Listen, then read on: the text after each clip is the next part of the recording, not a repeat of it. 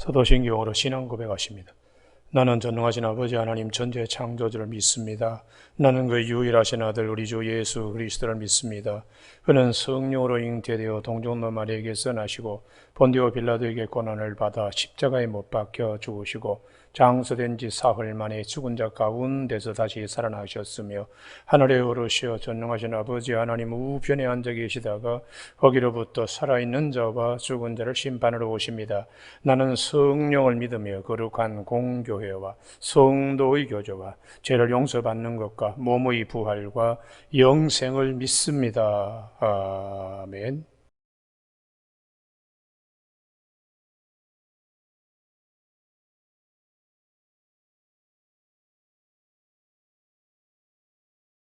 같이 읽습니다. 시작. 물을 조금 가져오게 하사 당신들이 발을 씻으시고 나무 아래에서 쉬소서. 종이 되어서 아브라함이 지나가는 길손을 주인처럼 대하는, 이게 아브라함의 믿음의 세계의 아주 중요한 부분입니다. 사람의 모습으로 오셨지만 그 세 사람 가운데 한 분은 성육신하신 하나님이십니다. 천사 두 사람을 대동해서 이 아브라함의 믿음이 섬김의 기쁨이죠. 섬김의 기쁨. 신발끈을 풀어드리는 자리까지는 나가지 못했습니다. 섬김의 기쁨. 그래서 히브리서 13장 2절에 손 대접하기를 기쁘게 하라. 부지 중에 천사들을 대접한 이도 있다. 우리가 섬김의 신령한 기쁨, 그 속에 축복이 있다는 것이. 우리는 이 아브라함의 섬김, 이 창세기 18장을 통해서 이제 사라 아내에게도 하나님이 다시 내년 이맘때쯤이면 사라에게 자식이 있을 것이다 하는 언약을 하나님께 구체적으로 아주 확증시켜 주시는 귀한 축복이 있습니다. 우리 말씀이 육신이 되어 우리 가운데 오신 예수 그리스도, 그분의 신발끈조차도 풀기 참 감당치 못하겠다. 이런 이제 세례 요한, 아브라함과 세례 요한, 이 두 사람이 하지 못한 것을 주님이 이루어내십니다. 이게 요한복음 13장입니다. 오늘 여기도 꼭 찾으셔야 됩니다. 요한복음 몇 장이라고요? 13장. 세족식에 관한 말씀입니다. 요한복음 13장 4절. 저녁 잡수시던 자리에서 일어나 겉옷을 벗고 수건을 가져다가 허리에 두르시고 이에 대하여 물을 떠서 제자들의 발을 씻으시고 그 두르신 수건으로 닦기를 시작했다. 이건 세숫대야를 가져와서 씻으십시오 하는 아브라함, 아니 신발끈 풀기도 감당이 어렵다 하는 세례 요한, 그 차원을 훨씬 더 뛰어넘어서 주님은 친히 제자들의 발을 씻어 주시는, 이게 주님이 부담스럽게 하셨을까 아니면 기쁨으로 하셨을까요? 제자들이 발을 씻어주는 주님의 기쁨으로 하셨습니다. 그렇기 때문에 주님이 오신 것은 대접을 받으려 함이 아니고 섬기려 하려 오셨다고. 왜냐하면 아버지의 뜻을 이루는 것이니까, 오랫동안에 하나님이 약속하신 말씀이 성취되는 거니까 기쁨으로 주님이 하셨어요. 그래서 성경은 마태복음 20장 28절에 인자가 온 것은 섬김을 받으려 함이 아니라 도리어 섬기려 하고 자기의 목숨을 많은 사람의 대속물로 주려고 오셨다고. 제자들의 발을 씻어주는 주님은 친히 자신을 우리에게 내어주실 만큼 우리를 섬기신 주님이십니다. 여러분, 오늘 아침에 우리가 이 세 곳을 아주 주목해야 됩니다. 할렐루야. 그래서 창세기 18장에 있는 말씀과 누가복음 3장에 있는 말씀과 요한복음 13장에 있는 이 말씀. 그래서 사도 바울은 로마서 5장 8절에 우리가 아직 죄인 되었을 때에 그리스도께서 우리를 위하여 죽으심으로 하나님께서 우리에 대한 자기의 사랑을 확정하셨다고. 그러면서 로마서 8장 32절에 자기 아들을 아끼지 아니하시고 우리 모든 사람에게 내어주시니가 어찌 그 아들과 함께 우리에게 모든 것을 주시지 않겠느냐. 하나님의 사랑의 높이와 깊이와 넓이와 길이를 알고서 우리에게 전하는 말씀입니다. 주님은 죄인인 우리를 위하여 친히 하늘 보좌를 버리시고 사람의 모양으로 나타나셔서 종의 형체를 가지고 우리를 섬기고 아버지의 뜻을 이루기 위하여 죽기까지 복종하신 십자가에 죽으십니다. 그래서 세례 요한은 나는 그분 신발끈 풀기도 감당이 어렵다. 그 이유는 그분은 하늘로부터 오신 분이시니까. 나는 물로 세례를 주지만은 회개 세례. 그러나 그분은 하늘로부터 오셔서 하늘의 것으로 세례를 주신다는 거예요. 16절 하반절. 신발끈을 풀기도 감당하지 못하겠느라 그는 성령과 불로 너희에게 세례를 베풀 것이요. 할렐루야. 예. 이게 사람이 성령을 물 가져오듯이 물 퍼듯이 할 수 없잖아요. 하나님만이 성령을 우리에게 주시는 분이십니다. 근데 이 본문이 왜 중요한가?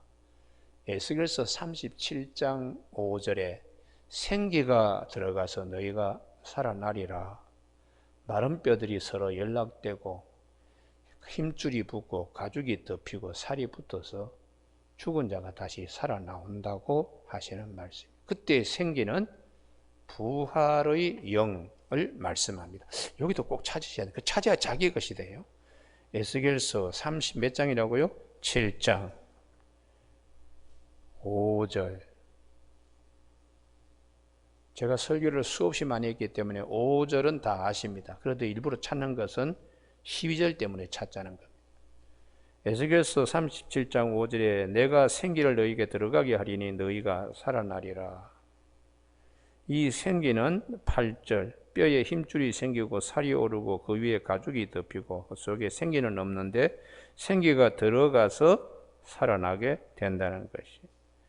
이것은 12절 때문에 그렇습니다. 자, 같이 있습니다. 시작. 그러므로 너는 대언하여 그들에게 이르기를 주 여호와께서 이같이 말씀하시기를 내 백성들아 내가 너희 무덤을 열고 너희로 거기에서 나오게 하고 이스라엘 땅으로 들어가게 하리라. 부활에 대한 말씀입니다. 그러니까 생기 하나님의 영 성령은 부활의 영이라는 것이. 그래서 이 은혜가 어디서부터 오는가? 에스겔서 제일 마지막 48장 35절에 성전에서 일어난다. 여호와 샴마 하나님은 거기 계신다.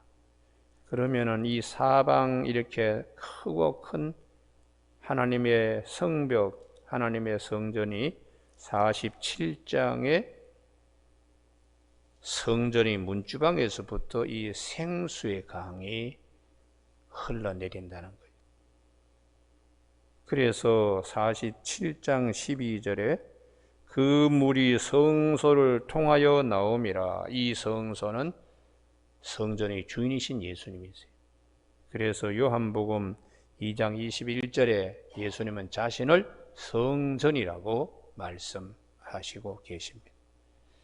그 예수님으로부터 이 생명강, 생명수, 되살아나는 소송케 되고 약재료가 되는 이 축복을 주님이 우리에게 주시는 것입니다.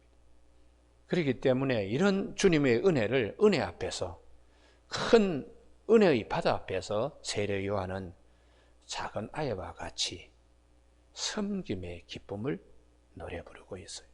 근데 이제 우리가 신앙생활 할 때에 이러한 그 섬김의 기쁨을 늘 가져야 되는데 잘 갖지 못합니다. 그래서 누가복음 10장에 예수님 오셨을 때 마르다와 마리아, 마르다가 투덜거리잖아요. 동생을 왜 그렇게 가만히 끼고 그렇게 계시는가? 나는 지금 뭐 식사 준비하는데 주방에서 부엌에서 정신이 없는데 주여 내 동생을 좀 내보내서 나를 좀 도와주라고 하소서. 섬김이 기쁨이 없는 겁니다. 그래서 우리에게 정말 섬김의 기쁨이 있는 것을 주님은 마태복음 26장 마리아의 말씀을 하세요. 머리털로 옥합을 깨뜨리고 머리털로 주님의 발을 씻는 그 섬김의 축복을 주님은 마태복음 26장 13절에 내가 진실로 너희에게 이르노니 온 천하에 어디서든지 이 복음이 전파되는 곳에는 이 여자가 행한 일도 말하여 그를 기억하리라 하시니라. 이게 섬김의 기쁨과 섬김의 축복입니다. 여러분 오늘 아침에 우리 각자 신앙생활 하는데 주님을 섬기는 일에 큰 기쁨이기를 바랍니다. 할렐루야. 세상에 뭐 많은 일을 합니다만은 권력자 앞에서 뭐 섬길 수도 있죠. 그때는 좋을지 몰라요. 그러나 마지막 하나님이 부르시는 시간 앞에서는 아무 소용 없습니다. 아무 소용 없어요. 아무 소용 없습니다. 또 이 세상에 뭘 놓고 뭐 보람된 일이라고 그러는데 시간이 지나가 나면은 흙에도 기록되지 않습니다. 흙에도 기록되지 않습니다. 우리 신라 시대 때 임금 뭐 당시에 뭐 으르땅땅거리고 살았겠죠. 뭐 도성도 짓고 우리가 그 임금 이름 잘 알지도 못합니다. 역사를 공부하는 역사학도 국사학도나 뭐 그 이름을 알까? 우리가 정말 하나님 앞에 설 때에 무엇이 마지막 남는 것이 될까?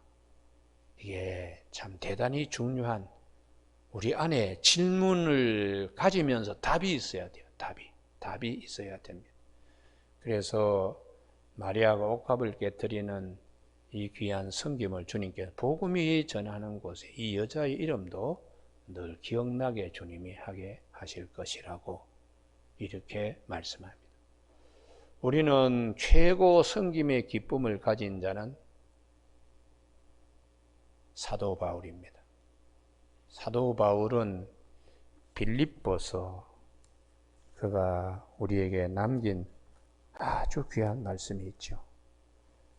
빌립보서 2장 17절에 만일 너희 믿음의 재물과 섬김 위에 내가 나를 전제로 드릴지라도 나는 기뻐하고 너희 무리와 함께 기뻐하리니.